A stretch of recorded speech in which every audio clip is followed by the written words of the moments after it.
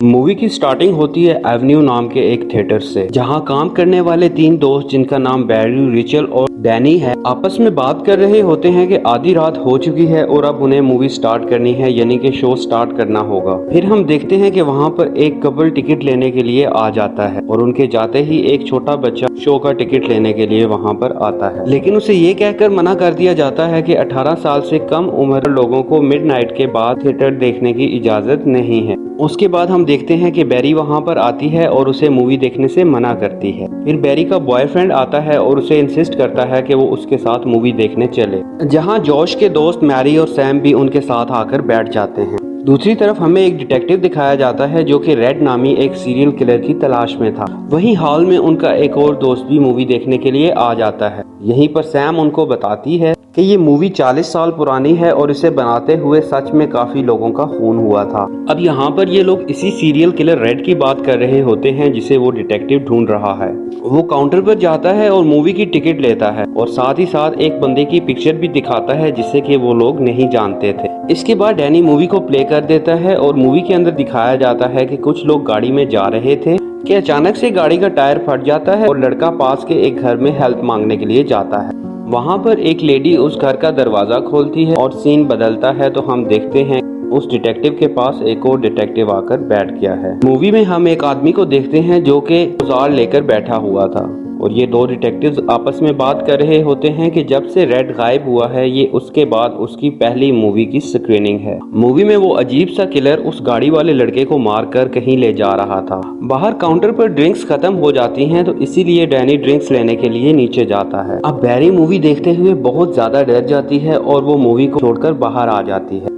अब जॉश उसे जैसे तैसे करके संभाल लेता है और उसे अंदर चलने को कहता है। अब मूवी में अचानक से कैनी दिखाई देता है जो कि ड्रिंक्स लेने गया हुआ था। अब हॉल में बैठे हुए सभी लोग उसे देखकर काफी हैरान हो जाते हैं और कैनी को वहाँ पर कुछ वियर्ड किस्म की आवाजें सुनाई देती हैं। अब कैनी वहाँ से डरकर भागने लगता है और वहाँ पर हम देखते हैं कि किलर आ जाता है और उसे बुरे तरीके से मार डालता है। अब सब लोगों को ये मूवी का एक पार्ट लग रहा था और वो बैठकर इस मूवी को एंजॉय कर रहे थे। अब थोड़ी देर में हम उनके दूसरे दोस्त को देखते हैं जो कि वॉशरूम में जाता है और यही सीन मूवी में भी दिखाया जाता है और उसको भी बहुत बुरे तरीके से वो किलर मार देता है।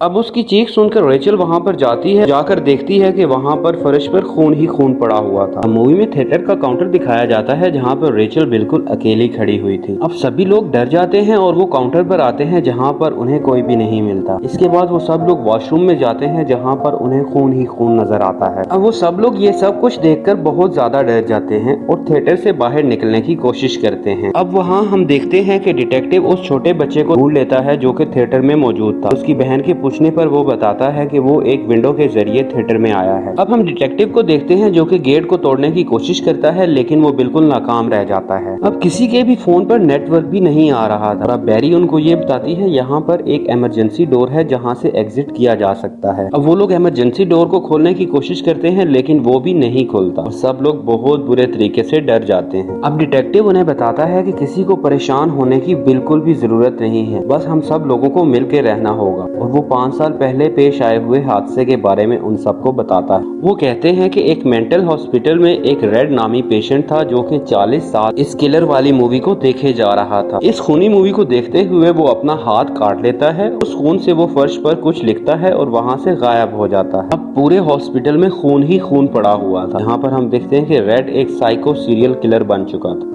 और वो सबको मारकर वहां से भाग चुका था। अब वो लोग सीरियल किलर के बारे में बातें कर ही रहे होते हैं कि वो छोटा बच्चा दोबारा से भाग उस हॉल में चला जाता है जहां पर सीरियल किलर उसे देख लेता है, उस सब के सामने आकर फेंक देता है। अब वो डिटेक्टिव उसे समझाने के लिए जाता है कि हम सब कुछ ठीक कर देंगे, तुम ऐसा मत करो, लेकिन वो साइको सीरियल किलर उसको भी बुरे तरीके से मार देता है। अब दूसरा डिटेक्टिव उसे शूट कर देता है और हम देखते हैं कि वो सीरियल किलर पीछे जाकर गिर जाता है। अब मूवी में दिखाया जा रहा होता है कि वो उस डिटेक्टिव की लाश को ठिकाने लगाने के लिए जा रहा होता है। अब सब लोग वहाँ से भागते हैं और उस विंडो की तरफ जाते हैं जहाँ से वो छोटा बच्चा इस हॉल के अंदर आया था। अब एक लड़की वहाँ से निकलने की कोशिश करती है कि विंडो उसके ऊपर आके गिर जाती है।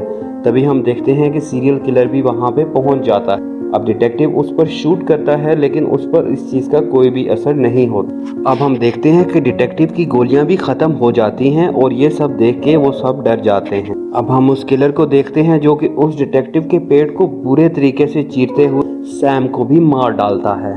अब मूवी में दिखाया जा रहा होता है कि वो सैम की लाश को ठिकाने लगा रहा है और वहीं पर एक और लेडी दिखाई जाती है जो कि उसे कहती है अच्छा किया तुम एक और साथी को ले आए। अब दूसरी तरफ सब भागते हुए बाहर की तरफ आते हैं और इस किलर को मारने की प्लानिंग करते हैं, जहां पर बैरी ये कहती है कि हमें अगर इस किलर को रोकना है तो हमें इस मूवी को बंद करना होगा। इसके बाद वो प्रोजेक्टर रूम में जाते हैं जो कि उन्हें बंद मिलता है। अब वो प्रोजेक्टर विंडो की तरफ जाने का सोचते हैं। अब क्योंकि वो बच्चा सबसे छोटा होता है तो वो उसको प्रोजेक्टर विंडो की तरफ भेजते हैं, लेकिन हम देखते हैं कि सीरियल किलर वहां पर आ जाता है। लेकिन हम देखते हैं कि जोश वहां पर आकर उस सीरियल किलर पर अटैक करता है और उस छोटे बच्चे को आगे जाने का कहता है। अब वो छोटा बच्चा जैसे तैसे करके आगे बढ़ने की कोशिश करता है और हमें सीरियल किलर दिखाया जाता है जो कि जोश को मारने की कोशिश कर रहा है। अब वो छोटा बच्चा प्लग को तो निकाल देता है लेकिन हम देखते हैं कि मूवी फिर भी चालू थी।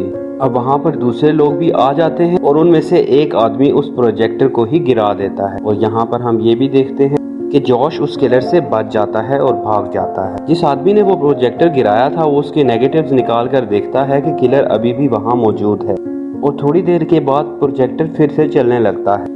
अब किलर उस आदमी के भी पीछे पड़ जाता है और उसे बहुत ही बुरे तरीके की मौत दे देता है। अब बाकी बचे हुए लोग उस हाल में जाते हैं जहाँ पर वो देखते हैं कि किलर अभी तक वहाँ पर मौजूद है और वो उस लेडी के पास है। वो किलर उस लेडी से पूछता है क्या बाहर कोई डर रहा है। वो लेडी बाहर झांकती है और उसे बताती है कि वहाँ पर एक लड़की है जो बिल्कुल भी नहीं डर रही। अब इससे जॉश को सब कुछ समझ आ जाता है कि किलर उन डर को महसूस कर सकता है। दूसरी तरफ हम देखते हैं कि किलर एक और लड़की को बहुत बुरे तरीके से मार देता है और उसकी लाश को भी घसीटते हुए वहाँ से ले जाता है। अब उनमें से एक लड़का मायो जो ये सब देख रहा होता है बहुत बुरी तरह से डर जाता है और वहाँ से भाग जाता है। अब वो किलर उस छोटे बच्चे को अकेला पाता है तो उसकी तरफ बढ़ता है, लेकिन तभी हम देखते हैं कि मारियो वहाँ पर आ जाता है और उस छोटे बच्चे को बचा लेता है। अब हम देखते हैं कि वो किलर अपने औजार को इलेक्ट्रिक प्लग में डाल देता है जिससे वहाँ पर बहुत ज़्यादा करंट पैदा हो जाता है और मारियो बहुत बुरे तरीके से जलकर मर जाता है। लेकिन किलर भी वहाँ पर मौजूद होता है और उसे वहाँ पर कुछ भी नहीं होता। अब जोश गुस्से में बाहर निकलता है और उस किलर को मारने के लिए जाता है। अब वो उस किलर को ढूंढने लगता है, लेकिन जब वो वापस आकर देखता है तो वो बिल्कुल दंग रह जाता है। वो देखता है कि किलर उस लड़की को मारने ही वाला था, लेकिन अब वो वेपन उसकी तरफ फेंकता है और वो बुरे तरीके से मारा जाता है।